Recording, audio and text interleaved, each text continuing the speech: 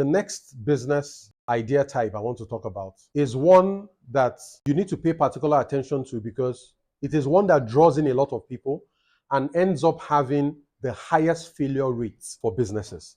If you hear that 6 out of 10 businesses that start every year are going to fail, many of them fall within this category. What category am I talking about? Innovative or disruptive business ideas. So I'm usually concerned when somebody comes to me and says, I have this unique business idea. I have this business idea that nobody's doing, it, nobody's thinking about it, and it is a multi-billion-dollar idea because by the time I start, I'll be the only person doing it, and I'll make 10 million in my first year, 100 million in the next year, 1 billion in the... You need to watch it, right? If I were going to start one of the needs-based businesses, remember one of the, like, if I'm going to start a utility, those kinds of business, if I open like a retail shop, a supermarket, my problem opening a retail shop is not that people are not going to buy from me. I know, of course, people are going to buy. People need bread, they need soap, they need toothpaste. People will buy.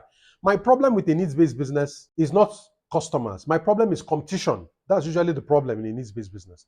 But in an innovative or disruptive business idea, your biggest problem is ignorance and suspicion and doubt.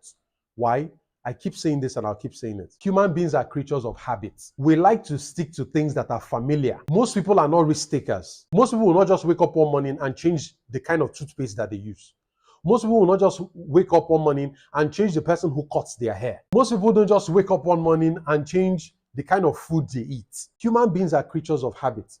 So when you have a business idea that will dramatically change what people know or what they are used to, you are facing a huge and humongous challenge. One example that comes to mind is what e-commerce faced in Nigeria when Jumia and Konga first of all started in Nigeria in the early 2010s or so, right? One of the biggest challenges they faced was that people were skeptical of buying things online.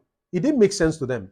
In Nigeria, like it happens in most parts of Africa, if you want to buy something, you have to see the thing you want to buy, you touch it and feel it and be sure that it is what you want to buy. And then when you are convinced, you pay money and you leave. That has been the tradition for centuries. That's how we buy, that's how our parents bought, that's how our parents before, that's how people have always bought, in person, physically, right? Either we buy physically or buy through trust. If you ask somebody you know, a friend, a relative, to help you buy something, that's another way we buy. But buying things online was a dramatic shift. You know, are you saying I'm going to buy something and I will not see it? I won't see what I want to buy and I will not see the person who is selling it to me. What if it is a scam? What if the product doesn't meet my expectations? What if? So Konga and Jumia had to spend their first years educating the market, convincing the market. In fact, they went as far as, you know, that thing called payment on delivery. That was part of the approaches and strategies they used to overcome the resistance of the market. Because when people say, are you saying I'm going to buy something and I will not see it? They came to the point of, you know, pay on delivery. If you order something online, we'll ship it to you. You will receive it, look at it. If you are comfortable, you pay. If you are not comfortable, return it. And you don't have to pay anything to return it. So even up till today, e-commerce companies bear the loss when somebody buys something and rejects it, doesn't pay for it, or makes themselves unavailable.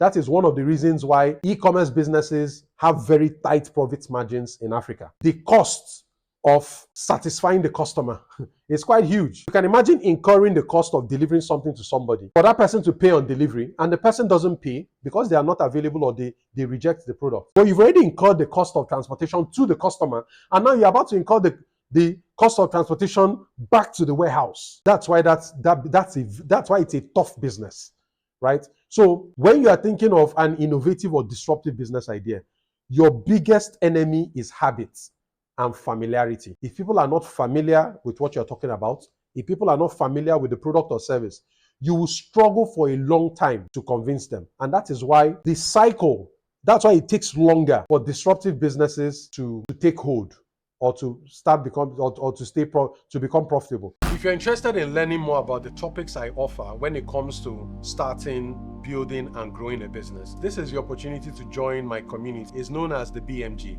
I provide extensive courses on different topics and challenges that afflict business owners, from how to optimize your profits, how to manage costs, how to boost your sales, how to develop processes, how to scale your business. There's a whole lot that I can teach you. If you want to go deeper into my content, this is your chance. Go to the link on your screen right now, jointhebmg.com.